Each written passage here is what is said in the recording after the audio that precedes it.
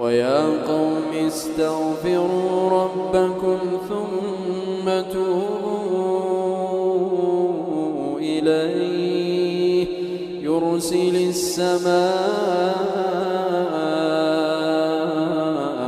عليكم مدرارا ويزدكم قوة إلى قوتكم ولا تتولوا مجرمين. قالوا يا هود ما جئتنا ببينة وما نحن بتاركي آلهتنا عن قولك وما نحن لك